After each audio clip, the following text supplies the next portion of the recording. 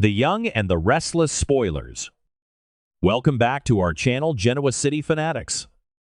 Today is a beautiful, drama-filled day to dive into the absolute chaos that is our favorite soap. We are so glad you're here with us to unpack all the madness. Grab a massive cup of coffee, or maybe something a lot stronger, because we need to talk about the sheer insanity that just unfolded on our screens. Let's get right into it. I am literally shaking as I type this. I cannot believe they just did that. I am sitting here at 2 a.m. because I absolutely cannot sleep. My brain is buzzing with a million different theories, and I just need to get this out of my system before I completely explode. You guys, what on earth did we just watch? I mean, I have been watching The Young and the Restless for years. I have seen Victor Newman do some incredibly shady, dark, and twisted things to protect his empire. But this takes the cake. I am so mad, so shocked, and honestly, kind of living for the high-stakes drama, but mostly just completely horrified. We have to break this down scene by scene because I feel like I'm losing my mind and I need to know I'm not the only one screaming at the television. Wait, let me back up. I'm getting ahead of myself and my heart is beating too fast. Okay, back to the point. Let's start with the absolute miracle that kicked off this entire roller coaster. Nikki can see. Oh my God, you guys. After weeks of absolute torture, after that incredibly gut-wrenching scene on July 20th where they took the bandages off and she was completely blind, her sight is miraculously back. Remember that devastating scene? When she realized she was living in total darkness and she completely lost it, smashing her vanity mirror with her hairbrush? Melody Thomas Scott deserves every single Daytime Emmy for that performance. We felt her agony. We felt her total loss of independence. We mourned with her. But then, in the dead of the night, everything changed in the blink of an eye. She wakes up in her bed at the Newman Ranch, and the room is pitch black. But it's not the terrifying, suffocating darkness she's been trapped in. It's just the natural dark of the night. And as she lies there, she starts to realize she can see the moonlight filtering through the curtain. And it wasn't just a sudden, cheesy pop of vision. The way the director filmed it was so incredibly cinematic and grounded. She blinks, and you can see the absolute confusion morphing into pure awe on her face. The blurry outlines of the bedroom furniture start to sharpen. She realizes she can actually see the shadows. I was literally screaming at my screen. She can see. Nikki can see. The pure, unadulterated joy that washed over her face was beautiful. She was practically glowing with relief. She throws off the covers, and she is so overwhelmed with happiness that she decides she has to run downstairs to tell Victor immediately. Because, of course, she wants to share this miracle with her husband, the man who has been so supportive during her crisis. And let me just take a tangent here to talk about Victor's absolute nauseating hypocrisy. He has been playing the doting, loving husband to Nikki while she was blind, tucking her in, getting her blankets, acting like he is her solid rock in the storm. Meanwhile, we all know he secretly tricked her into signing away all her Newman Enterprises shares while she was drugged up on painkillers. He stole her company from under her nose. He has been playing her for a fool, liquidating her assets while pretending to be her savior. I have been so disgusted with him lately, but I figured, okay, it's just ruthless business, Victor. But boy, was I wrong. Business Victor is nothing compared to what we are about to witness. So, Nikki is walking down the stairs of the main house. And she doesn't need to count the steps this time. She is gliding down, a massive, triumphant smile on her face, ready to shout from the rooftops that the Newman matriarch is back in business and her nightmare is over. But then, she hears voices. Low, hushed, highly secretive voices coming from the living room area. And because this is Genoa City, you just know that nothing good ever happens in the dark at 2 a.m. Nikki stops in her tracks. Her survival instincts kick in. She hides in the shadows of the staircase and peers around the corner into the dim room.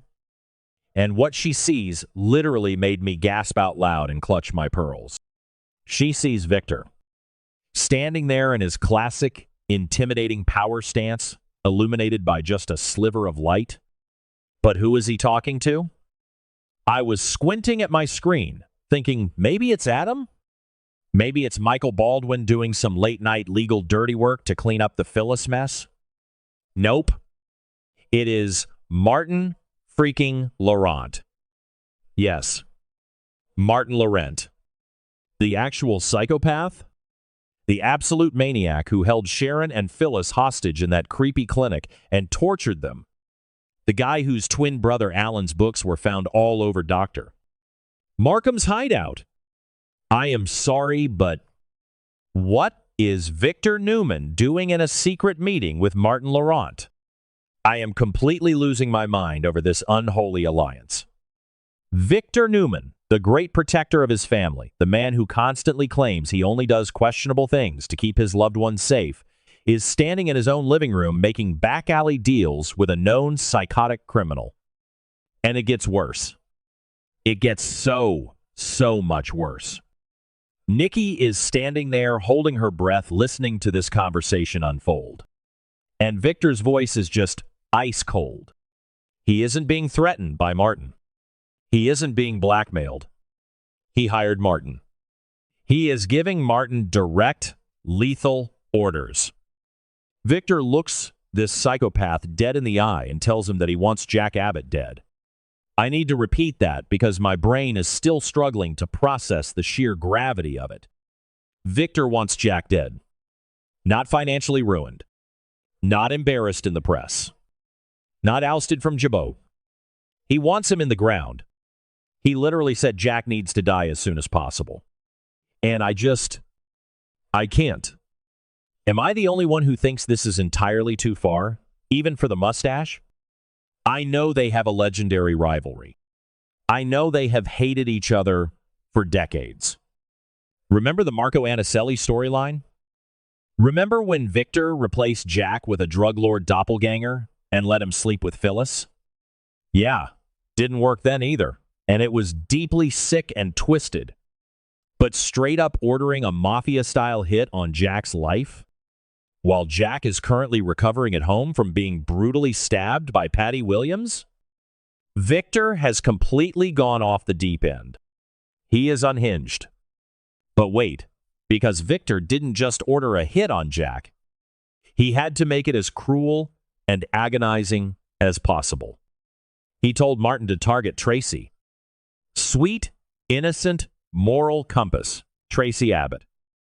Victor wants Martin to kidnap Tracy to use her as leverage to threaten and torture Jack before finally killing him. Tracy? Who in their right mind goes after Tracy? I mean, I know Tracy was already planning to take a massive, terrifying risk by contacting Martin herself to try and find Dr. Markham so they could save Diane, Abby, and baby Dominic. But Victor is beating her to the punch. He is using Tracy's incredibly good heart and her desperate need to save her family against her. He is serving her up to a literal psychopath on a silver platter just to inflict maximum pain on Jack. I am so disgusted with Victor right now. I could throw my remote at the television screen. Let's get back to Nikki, standing in the shadows, because Melody's acting in this moment was a masterclass in silent horror. The sheer terror on her face. You could actually see her heart shattering into a million pieces. She just got her sight back, expecting a miracle, expecting to celebrate with her husband, and the very first thing she sees with her restored vision is the man she loves orchestrating a cold-blooded murder. The irony is just brilliant writing, I have to admit, even though I hate what Victor is doing. She was literally physically blind to Victor's darkness for weeks, and now her eyes are wide open in more ways than one.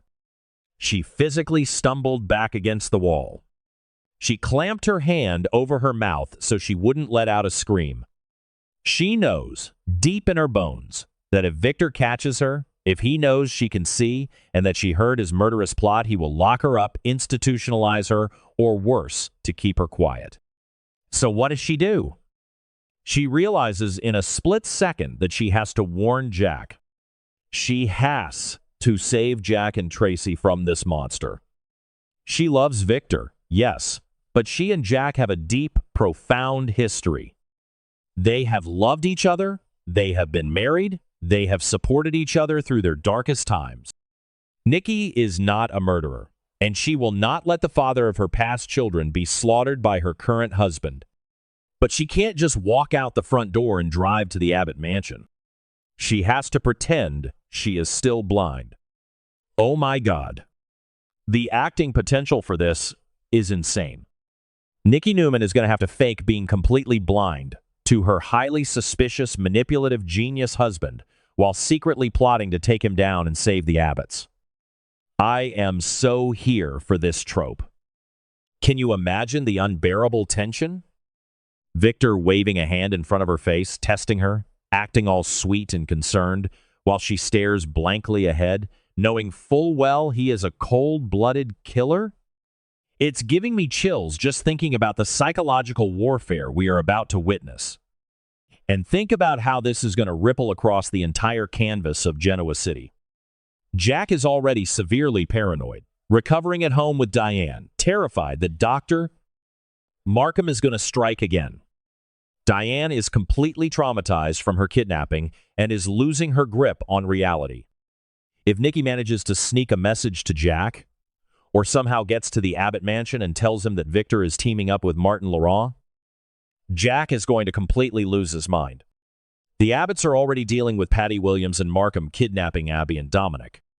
Ashley is back in town from Paris, completely feral and out for blood over her daughter and grandson. The whole Abbott family is under a terrifying siege, and Victor is just throwing buckets of gasoline on the fire for his own sick amusement. And what about Nick and Victoria? Nick is already spiraling out of control, threatening to murder Matt Clark, dealing with his own dark demons and his drug relapse. If he finds out his father is ordering hits on the Abbotts, Nick might actually snap and go after Victor himself. And Victoria, she is currently getting super close to Kyle Abbott.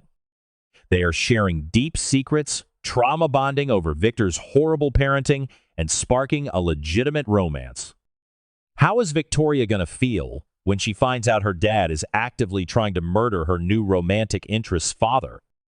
The Newman family dynamics are about to explode into a million irreparable pieces. Victor is alienating every single person who has ever loved him, and he is doing it with a smile on his face. I can't calm down. This is honestly the best and worst thing Y&R has done in years. It's so unbelievably dark, so twisted, but the soapy drama is absolute top tier. I am terrified for Tracy. I am terrified for Jack.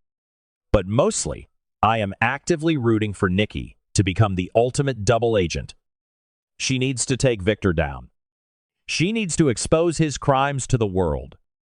I don't care if it completely ruins the Newman Empire and crashes their stock. Victor needs to pay for crossing this line. I'm going to be counting down the minutes until tomorrow's episode. Will Nikki slip up and reveal she can see? Will Martin grab Tracy before Nikki can warn them? Will Jack believe Nikki if she tells him? I don't know, but I am strapped in for this wild ride. Let me know in the comments if you are as freaked out and hyped as I am, because I definitely need a support group after watching that masterpiece of an episode.